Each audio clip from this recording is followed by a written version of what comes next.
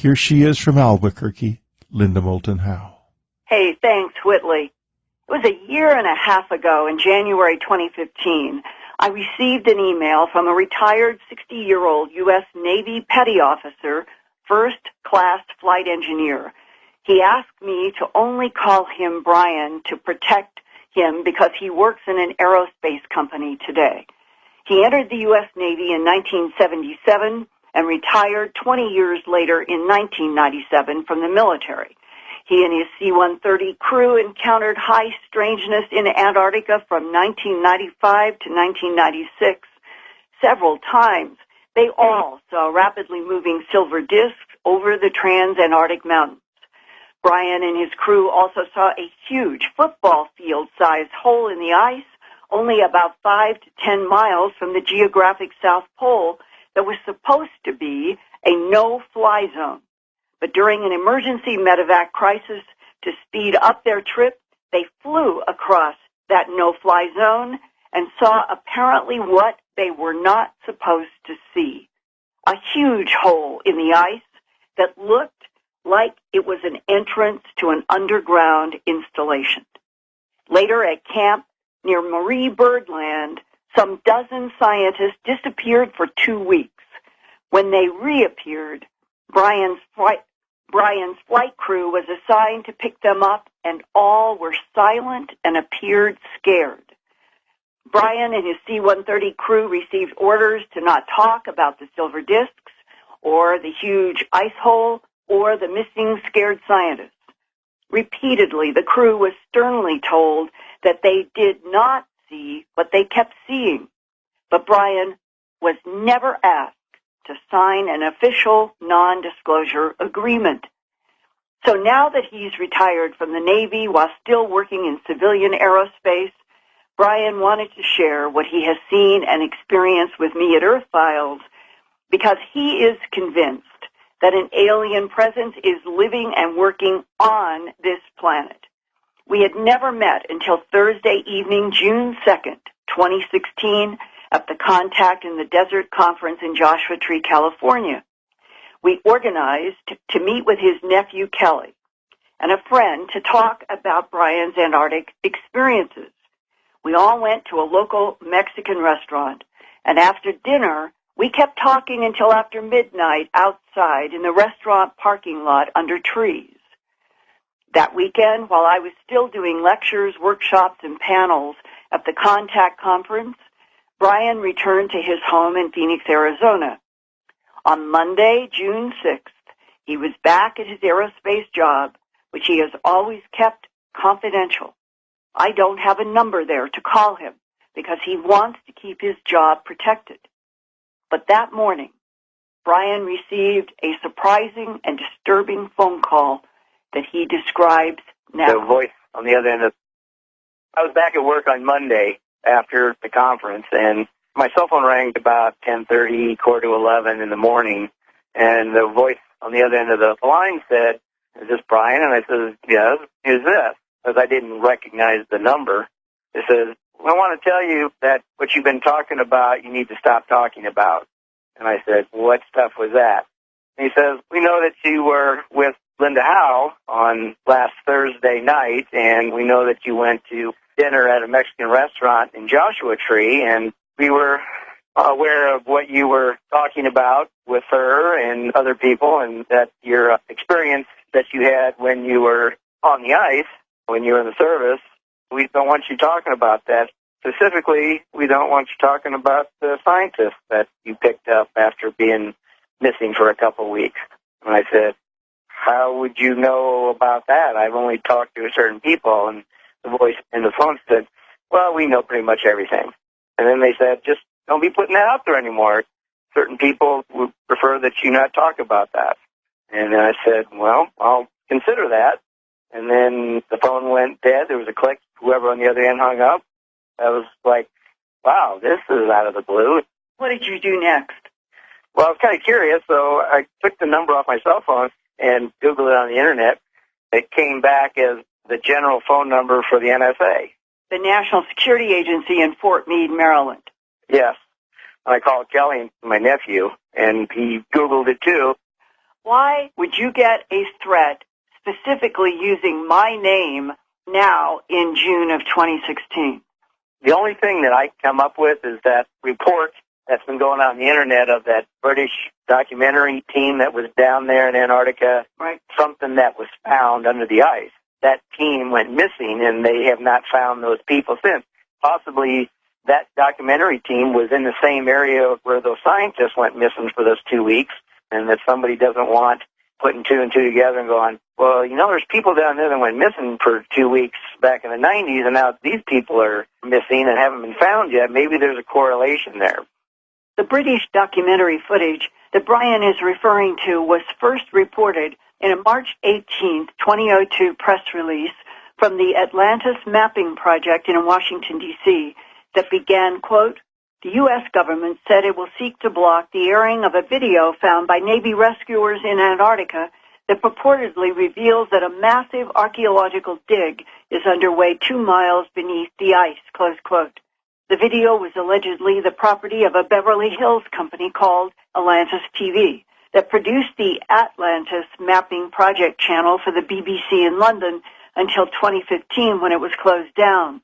The March 2002 release also said that the Atlantis TV crew had disappeared and that 2 U.S. Navy officers had found the missing production crew's videotape, quote, in an abandoned supply dump 100 miles west of Vostok Station, close quote. That would be near the South Pole. The AMP press release said the video shown to National Science Foundation researchers at the South Pole's Amundsen-Scott Station showed a pyramid and, quote, other spectacular ruins and things they could not go into, close quote. Allegedly, Navy SEALs came in one or more helicopters to take objects away. Officials of the U.S. Naval Support Task Force in Antarctica denied the story and said the Navy did not possess any video shot by the missing Atlantis TV crew. But at the same time, there was another U.S. legal action in 2002 to block the release of a hardcover book entitled Raising Atlantis by Tom Grenius, a novel based on fact. The book is about a secret U.S. military expedition that discovers ancient ruins 2 miles beneath the ice in Antarctica. The government allowed the first e-book version in the spring to be released with sensitive information about U.S. underground continuity of government installations, but blocked the hardcover release until the sensitive information was deleted. Could that big ice hole that Brian and his C-130 Navy crew saw near the South Pole in 1995 and the later incident in early 1996 of the missing National Science Foundation scientists be linked to the 2002 Atlantis Mapping Project news release about the missing documentary crew and videotape of pyramids and other structures beneath the ice? If the U.S. government is trying to cover up the discovery of pyramid and other structures 2 miles below the ice near the South Pole in Antarctica, the secret would be revolutionary, because the last time the entire Antarctica continent was free of ice is generally considered to be about 15 million years ago. So any advanced architecture on land beneath the ice would be that old as well. Brian, would you have ever suspected that we were being spied upon and listened to in both the restaurant and where we talked on the grass near the parking lot? I would never have thought that. But now, my 20 years in the military, there are things that I saw that I really can't talk about that tells me and has shown to me that our government is capable of anything. Okay, so finding this out, that they knew that you and I and other people were where we were that night, it does not surprise me. With the work that you do, and as accurate as the information you find and as hard as you work to verify the truth of what you report on, I can imagine that you are watched quite a bit, you know? We're supposed to be American citizens protected by the Constitution and the Bill of Rights. We are not doing anything that is wrong. No, I don't think we are either. And you were never asked in your service for the United States Navy to sign a non-disclosure agreement about any of those efforts in Antarctica, correct? Yeah. At the time when I was in the service and those incidents happened, we were verbally told we couldn't say anything, to forget about it, but I never signed the non-disclosure of anything that I did while I was serving in the Navy. In Antarctica. In Antarctica, yes. Now let's play an excerpt from our original January 30th, 2015 interview. Here's this huge hole in the ice, almost like a cave entrance, but it was large enough that you could fly a C-130 into it, a hole that went down. We were told not to fly that area, but we continued our mission and picked up our medical emergency and turned around and had to come back to South Pole to refuel.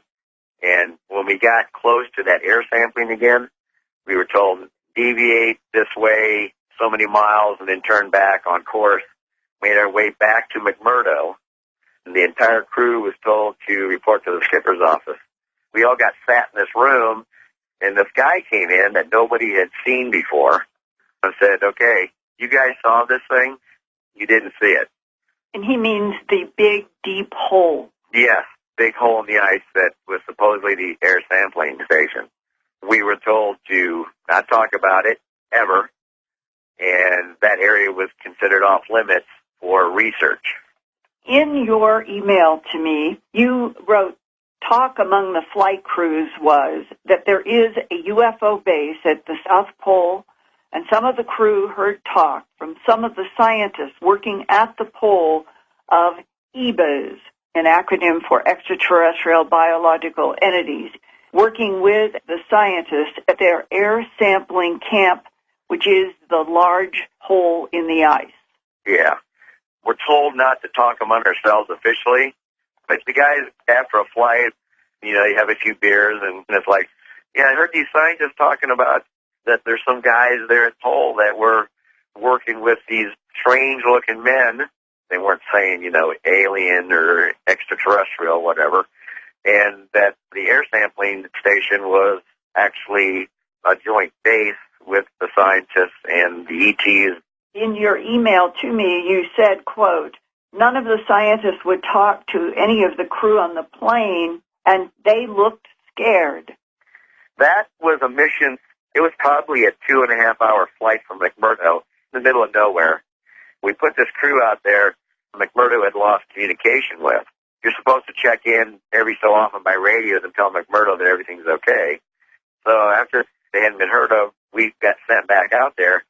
Nobody around. All the equipment was still there, but the entire camp was gone. We called McMurdo on their radio to make sure that the radio was working, and we could hear McMurdo fine. A week later, supposedly these scientists had gotten back to camp and wanted to be picked up. And we went back in there after we got airborne. I went back looking around, and these people's faces, they look scared is what they look. And I asked my loadmaster, where have these guys been? And he said, I don't know, I can't get any words out of them. Blank stares, and he offered them food and stuff, and like nobody would take anything. And so they get back to McMurdo and unload their gear. It was put in isolation. Kind of weird. Why is that stuff being isolated? With everybody talking in the camp, all the civilians. Yeah, those guys went back to Christchurch, and they had a special flight for these guys. And nobody said anything. Am I understanding correctly that each of the science groups that you guys flew in and out of the Antarctic base, they knew they were going to work with extraterrestrial biological entities down in that big hole?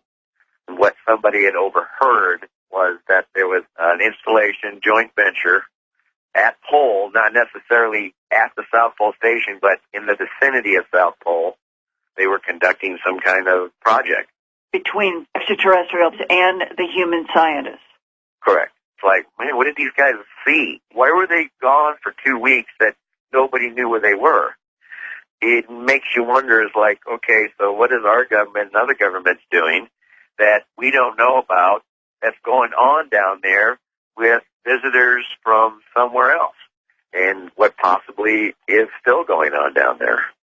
Brian, what can anyone do to an agency that calls up from anonymous voices who do not even identify themselves by name or agency they are calling from, and then try deliberately to intimidate I don't know what we can do. If the government says it's not going to happen or shut up, that's what happens. I think people just have to come forward and tell what they know. It's like one person stands up in a crowd and says, no, I'm not going to do it. And you know what? Somewhere in that crowd, there are other people that feel the exact same way. And if one more person stands up and one more person stands up, pretty soon you've got a crowd, and we need to get back into that kind of mindset and make the government serve us and not us serve the government. Brian, would you please read the email that you sent to me? Okay. Linda, I was listening to your reporting, Bill Tompkins, and his knowledge about the alien races and the agendas they are attempting to carry out. I started to realize the things that my father had told me in his ending years of life that now made total sense to me. His account of the times during World War II flying bombing missions over Germany, the balls of light, which he called Foo Fighters, his two missions that he thought he and his crew were not going to make it back from Germany because his plane had been shot up so badly, flying only on two engines. And when he thought that everything was lost, he told me that he turned to his co-pilot, and there sitting between them was the image of Christ. He told me that Christ put his hand over his hand on the throttles of his B-17 and pushed him up to full power. This next thing my dad then said is what he was engulfed in a white light so bright he could not see anything in the cockpit of his bomber. And then the next instant, his plane was over the English Channel, and he had lost several hours of time. As my dad was telling me about this mission, he was upset and crying.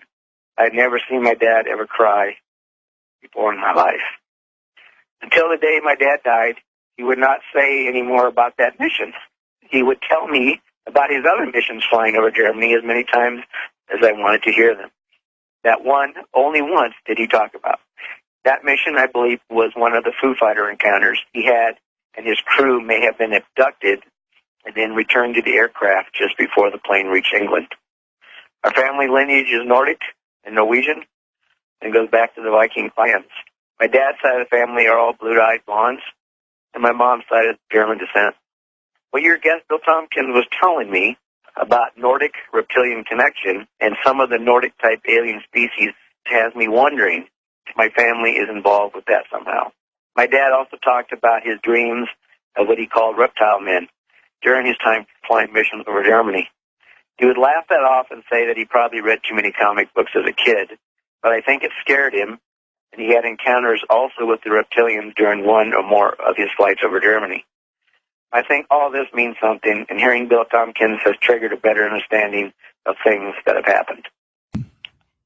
Bill Tompkins, who Brian is referencing, is now a 93-year-old retired aerospace engineer and author of a recent book entitled Selected by Extraterrestrials, My Life in the Top Secret World of UFOs, Think Tanks, and Nordic Secretaries. Mr. Tompkins' extraordinary life included flying all over the United States in the 1940s to secret sites at Lockheed, Northrop, Douglas, and other aerospace companies, and top universities that were doing secret work for the United States Navy. In May 2016, I did an interview with him for my news website, earthfiles.com. Bill Tompkins told me as a young man in early 1942, he was inducted into the U.S. Navy, where he was asked to make scale models from photographs of extraterrestrial aerial craft the various corporate Navy contractors had learned about through government intelligence operatives that included Nazi SS manufacturing of anti-gravity spacecraft. Tompkins also learned that behind Adolf Hitler in the Second World War, there were two different species of reptilian humanoids. One included what he called Dracos from the Draco constellation, about 12 light years from Earth, and known as a satellite of our own Milky Way galaxy. According to Bill Tompkins, Navy intelligence learned that humanoid reptilians from the Draco constellation were manipulating Hitler to annihilate the Hebrews on Earth and populate the whole planet with blonde, blue-eyed Nordics that were another type of extraterrestrial under the control of the Draco reptilians. Bill Tompkins and his naval superiors were very confused by the idea that hostile reptiles and beautiful blonde humanoids were working together to take over planet Earth. Adding to their confusion were other beautiful Nordic humanoids that helped the Allies to defeat Hitler. That complex and insidious chess game haunted everyone then and still does today. Nordic blood and blonde-haired U.S. Navy flight engineer Brian and his father who saw Christ in the crashing jet in World War II. They are definitely good guys. But Whitley, who, what, and why are there blonde and reptilian humanoids that want to destroy Hebrew bloodlines and perhaps all of Homo sapiens sapiens? You talk about a difficult question. That, I think, qualifies as a difficult question. You know, I've had in my life experience with the blonde people. A couple of big experiences with them. One was a long telephone call with one of them who was, at the time of the call, in the home of a United States Defense Department physicist. What? Hold on, Linda. We decided not to edit this interruption out of the show for reasons that will become obvious in just a moment. I refer in it to my Awakenings series, and the material in Awakenings 18, 19, and 20 relate to what Anne was telling me during this episode. And now let's get back to my discussion with Linda about what was happening. Linda, just let me go back. You know what just happened? Well, it sounds like a computer or something just popped up. Yeah, what happened was this. My phone is on silent, and suddenly Siri turned on and asked me if I wanted to call Anne's hospital. Oh, my God! It's sitting here totally untouched. God, do you think Anne is there? Well, all through the interview, I've been feeling Anne's presence really strongly and getting a lot of information from her about very deep soul work that doesn't seem superficially to have to do with the interview, but it's certainly going to be in my Awakening series that I've been doing on Unknown Country. But let's now look again. We were just talking about these blonde beings, and I was talking about the ones I had interacted with, who were obviously not the bad guys. I've mentioned before on this show that the one I had the telephone conversation with was very wary of the Greys, saying that if we started a war with them, they would never let us quit fighting, and they would never let us win, which struck me as very like them in terms of personality as I understand it. I wouldn't be surprised if that would be exactly what they would do. But there was another time when these two enormous blonde people showed up in my apartment in Manhattan, which had rather low ceilings, much to their discomfort. And I blurted out when they asked me what they could do for me, I said, you could show me one of your children, which I've always regretted. And yet they did a few weeks later in an airport in Colorado, in Stapleton, the old Stapleton Airport in Denver. And I've spoken about this many times, so all I will say is that under the circumstances, they showed me one of their children, and with the child was the scientist from Boulder, from the foothills above Boulder, and a heavily disguised gray, about 5 feet tall, who appeared to be taking care of the gigantic 6-year-old. It was a very, very strange sight, and in fact, they gathered a crowd when the Gray and the giant little boy started playing patty cake so fast you couldn't see their hands. Well, but there is this other facet that Bill Tompkins and others bring to all this. Yes. Bill Tompkins was this naval flight engineer who worked for our government in the Navy as a young man because he had this idiot savant ability to make absolutely accurate scale models from photographs and seeing real things. And so our government put him to work in a Navy program to look at photographs of different craft and make these scale models. And in the process, he learns about Dracos and Blondes, and one of the most, I think, eerie and has haunted me statements that he made was his learning that our government understood that the reptilians could create Nordic-looking, beautiful containers in order to inhabit as they infiltrated our population on our Earth and other planets, that the Draco reptilians want territory, they want to control territory, and they will do it in any way that involves camouflage, holograms, projecting into cloned or hybridized bodies that they make. On the other side, he said they began to understand that there were also blonde Nordics that are human allies. They want us to survive, and that the very fact that something seemingly as overbearing, overwhelming, and scary as these tall humanoid reptiles could project themselves into something that would appear to humans as beautiful blondes, while there were true other blondes that are our allies, makes this the most insidious situation, and that it is depressing. It became depressing to Bill Tompkins and others. How do humans understand which side, the friendlies, the unfriendlies that we're dealing with, if all of them can camouflage each other in their enemy or their ally, and we humans haven't got a clue? Linda, you know, I almost don't know how to respond to this, because we have a situation here that it's really kind of untenable, in the sense that we know something very strange is happening. People like Brian coming forward, I mean, let's face it, he saw something, wouldn't be out doing this. Yeah. But what really happened? Is it like this out there, or is something else true?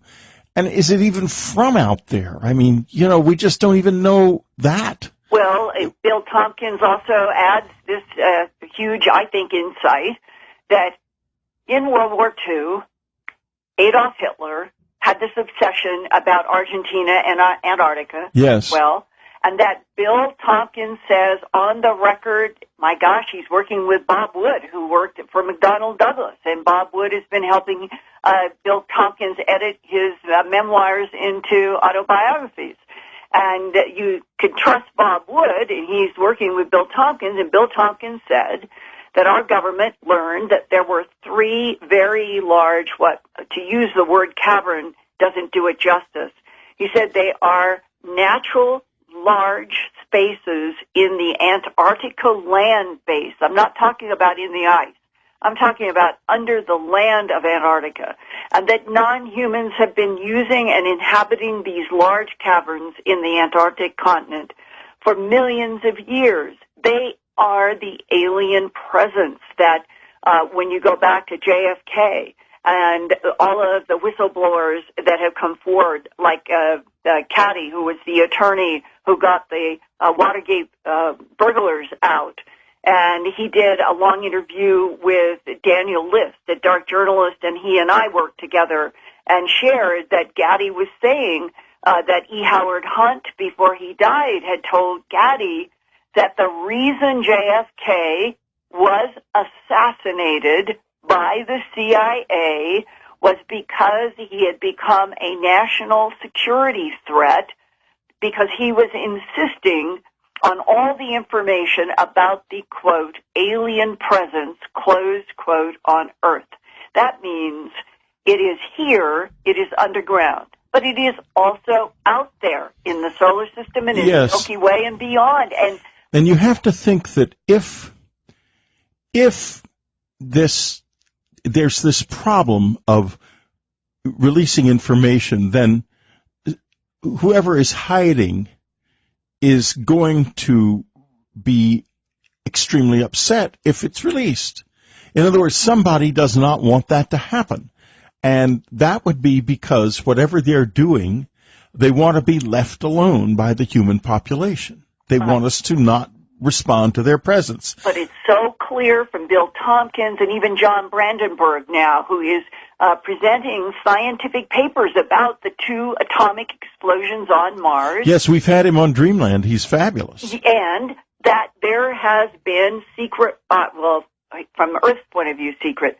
There have been all kinds of wars raging through this solar system, throughout the Milky Way galaxy, and as Bill Tompkins said, not only are there warring factions in the Milky Way galaxy, it goes way beyond into other galaxies, and that on this planet right now, as we are living and speaking, our government has secret galactic trade routes having to do with technologies and who knows what else that are going on with quote-unquote friendlies that are depositing things here on the Earth, getting technology from human engineers that they like, and that we are going forward into the 21st century as a planet that has been kept ignorant and dark, while there are percentages of the human population that are collaborating with, trading with other intelligences in this galaxy and beyond. And that is what Bill Tompkins, Corey Goode, Anthony Sanchez, a list is growing now, that their whistleblowers have insisted this is the truth. This is the reality, and this is also what Tom DeLonge, who is now allegedly working with 10 government insiders and put out that book, Secret Machines, to be followed by more, about the extraterrestrial presence on Earth, past, present, and future, and that what he is now trying to do is to work with government insiders with their approval and permission to say the Greeks were never gods, the Anunnaki were never gods, Lemuria, Mu, these were all extraterrestrial civilizations inhabiting Earth for periods of time. The question that is not clear: why did they leave? Where are they now? And who will come back? Well, you know, I have a message here from Anne. Anne is very present in this conversation, and surprisingly to me, because this wasn't the sort of thing that she really focused on when we were still both in the physical, but here it is. She's saying, when people fail to keep their place, she means planet, then others will take it. Mm-hmm. It happens all the time. Mm-hmm. And you know what we're looking at here is a species, the human species, that is in the process of losing control of its planet, in its environment, and we are going to be in big trouble as a result of this. This has been the consistent message, not only in my experience with the visitors, primarily with the Greys, but with most every close encounter witness I know who's into this in some coherent way and not in the demons, angels space or something like that. That is that the planet's in trouble and we need to act on our own behalf. Interestingly enough, the Greys don't have the attitude that it's our fault. They feel it's the fault of our structure. In other words, we have no, and I learned this when I was a child in the secret school, we have no sexual seasonality, we have no hair, and we have very prominent genitals and excellent memories, and this has made us sexually overactive. And the result has been a population explosion that is not our fault. It's the fault of our evolutionary structure, but we're still in jeopardy because of it. Because if we lose the planet, then it's up for grabs. Somebody else can take it and do what they can to fix it, and make use of it. And that fits into what John Brandenburg says, that this is a neutral zone, or has been a neutral zone in terms of geopolitical territorial conflicts, that there are various types of non-human intelligences that come and go, and Earth is both a laboratory and a trade route market, and that there are interests out there that have been trying to undermine humanity so that we would become so weak that they can take the planet Earth, and that whatever happened on Mars, whatever was the reason behind that war, that whoever exploded these hydrogen bombs in the air to make the percussion on the ground even more destructive to what John Brandenburg thinks were two Cydonia area of cities that may have had 2 million beings in them, all of it devastated with the two hydrogen bomb explosions. We need to find out who was responsible for the hydrogen bombs. I think John thinks it is the nasty category of grays who were chasing after tall pails that have been described by others in books now, that there has been a war going on between tall pails and a certain faction of grays for millennia, and that in Mars there was this war that had an ancient motive, but now it has affected our entire solar system without Earth humans understanding. And he said the most interesting thing to me recently, Whitley, John said the reason for the push, this clear push from NASA and JPL to get back to Mars, we need to have verification. We need to have a reality check as Homo sapiens sapien on what we have been told by Ebens, Greys, Nordics, or whoever, and that what essentially John thinks will happen, it will be a return to Mars. It will be disguised as exploring, getting out into our solar system, when in fact it will be an archaeological expedition to a dead planet that was killed by two hydrogen bomb explosions in the air. Two truly massive explosions, if John is right. We had on the show on June the 15th, let's see, I guess it must have been Nick Redfern was with us with his book Weapons of the Gods, and he was talking about areas in the Middle East that are glazed with trinitite. Just like on Mars. Exactly. Now, I want to now go from there to a letter I received many years ago from a lady who lived in Tennessee and had been out walking with her son in the woods when suddenly this little dark blue figure, and these kobolds, as I call them, are heavily involved with me right now. I'm having a period of time where I don't think I've ever been more involved with them than I am in these past 6 months. In any case, that aside, it came and he said, I'm a rebel and I'm here to tell you the truth. There was a war between Earth and Mars many, many, many years ago.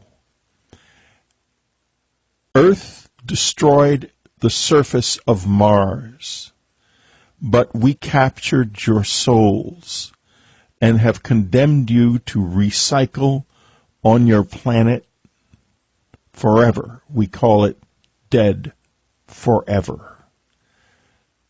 And that was it. It stepped back into the cave it had come out of and was gone. Now, flash forward to another event that took place in Indonesia. And folks, you can find this also because I interviewed the gentleman who was involved in this on Dreamland as well.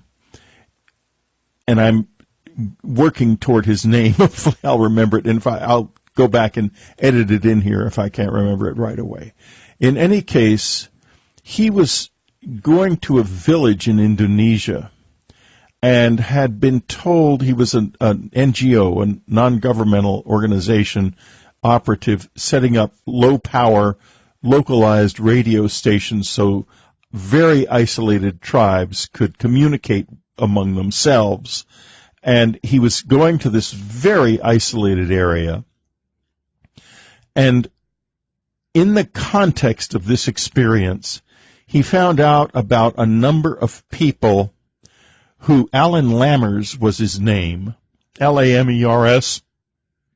Go to unknowncountry.com, go to Dreamland, go to the search engine, the extended search engine, click on Dreamland and put in Lamers and you'll find the interview if you're a subscriber.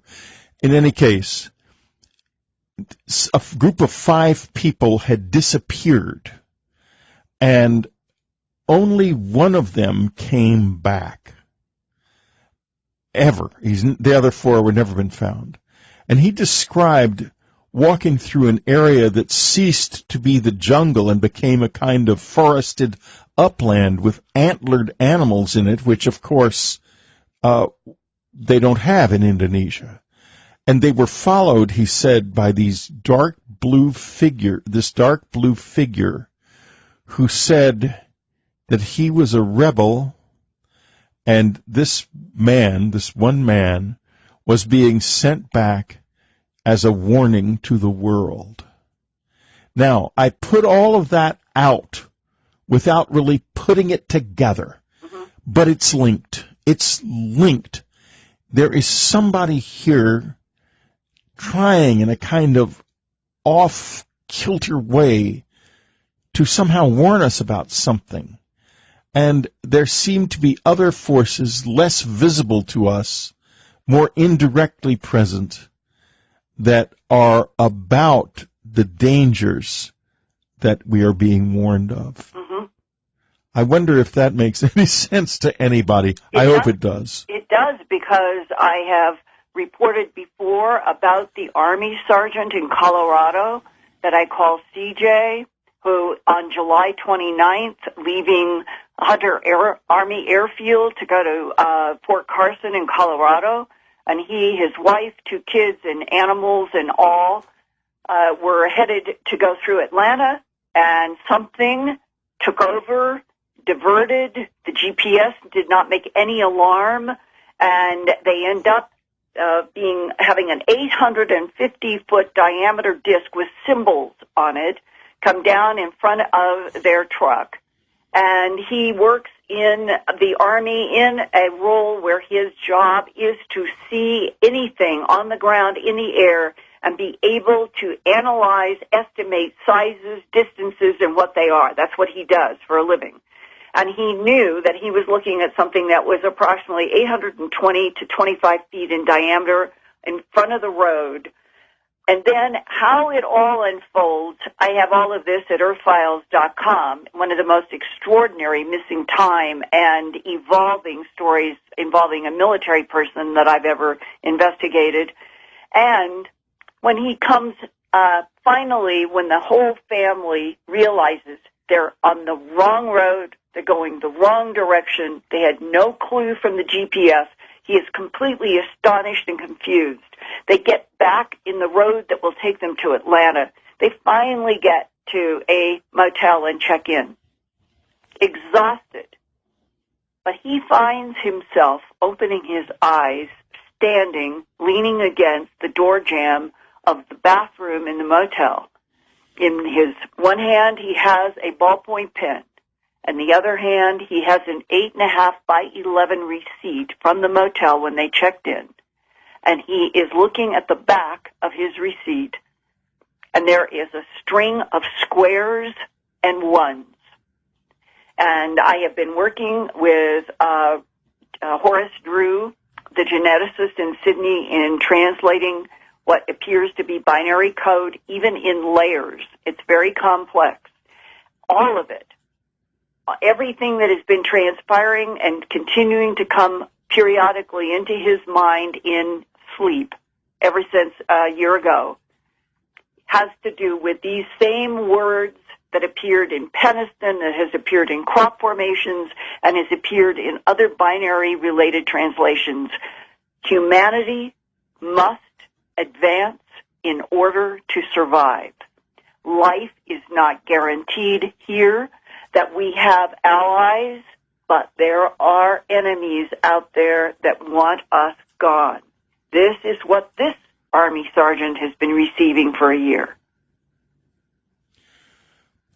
Well, I often think either we're an incident in some vast, I don't even know if you can call it a conflict, in some vast disturbance that is sweeping around us, or we are the focus of a battle, literally, between dark and light, or both. Right. And I have to say that I think it's very holographic. I think that what is happening to us reflects a fundamental condition of the universe. That is to say, this conflict that we see as a conflict is also the endless friction between dark and light. Ann and I and Shirley MacLaine used to go to a restaurant up on the Pacific Coast Highway called Jeffrey's. It's a lovely place, and you can sit outside and have a lovely dinner overlooking the Pacific. It's just beautiful. And the sun sets and it gets dark, and we would sit out there and talk together for hours. And Shirley felt strongly that there was a great darkness that hated the light and had been at peace within itself before the light that is our universe appeared, and wanted it gone. And Annie was always the one on the side of the light, and listening to them, not that Shirley wasn't either, but they were talking about it. In other words, Annie talked about what the light wanted and Shirley what the dark wanted. I'm not saying that Shirley was on the dark side and Ann was on the light side at all. But their discussions were so large scale that when I go back in my mind to them and I listen to us talking, it is really like we are talking about the same thing, but on a much smaller scale. Right. And I think that we're not necessarily talking about a war so much as a fundamental condition of reality. And Whitley, according to Bohm and other physicists, it was Bohm who was so eloquent, said, all mass is frozen light. And now we have a Harvard physicist who is saying that there are positive photons, and those photons in Bell's theorem have been proved to be entangled, connected, linked over a 13.9 billion light-year universe. And yet dark matter and dark energy is the biggest mystery. And now at Harvard University, physicist Randall is talking about and writing about dark photons. And I could not help but in recently reading about her research that if there are dark photons and there are light photons, what is the relationship? And could we be in a universe in which the very fabric of our puzzlement over dark matter and energy versus the entanglement of bright, white, pure photons be the essence of a struggle here that is macro and micro? Well, exactly. It is. And, and it's holographic in the sense that every tiny piece of it reflects the whole vast truth of it. Like the yin and yang symbol. Right, exactly. Like the yin and yang symbol, which is feminine and masculine, active, passive, good, bad, positive, negative, peaceful, warlike, dangerous, safe. But you can look at it objectively if you go back to active and passive. And the active side is the light. The passive side is the dark wanting the light to leave. But there's yet another way of looking at it as a journey. We are journeying now through the dark side and absorbing all kinds of different energy. Everything our journey through time and darkness throws at us, we absorb. And when we die, we come out into the light side and engage in that life review where we drop away things that we don't need and memorialize things that we do in our souls somehow and gain energy from it. But the dark side always seeks to extinguish the light, and the light always seeks to survive. I'm with the light. I'm with both. I'm with both. I want to use the dark to learn and to gain energy. But I want to be in the light in the end for sure. You know, as I often say about the visitor experience, you know, I want to go for it, but I want to cut the cards myself. And that's how I feel about the dark. My heart and soul belong to the light. My whole being belongs to the light and can never be changed. Meaning that, of course, like you, or any of us who are like that, we are always a danger to the dark side and always visible to it. We cannot hide. That's one of the problems of being out here on the edge where we are. I don't want to hide. I want the truth. I don't think you want to hide, Linda. That's not your modus operandi at all, or mine. I want this whole planet to finally know truth. You know, it would be nice. There is this possibility always that we will come to a time of reconciliation and peace. We're going to go through a terrific upheaval, period. What form it will take, I don't know. But it's going to happen. And when it happens, and after it happens, that's the important part. Because if we come to a new state of acceptance of the ambiguities of being human and reconciliation with one another, then afterwards can be a time of peace. And peace is always a time of inner discovery.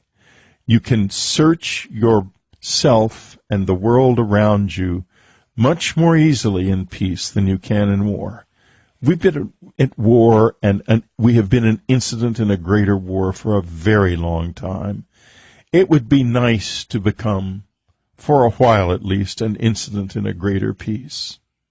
Linda Moulton Howe, thank you so much for being with us on Dreamland. It's, as always, been quite an experience. And Ann Strieber, thank you for coming in with that remarkable and extremely enlightening comment. Yes, thank you.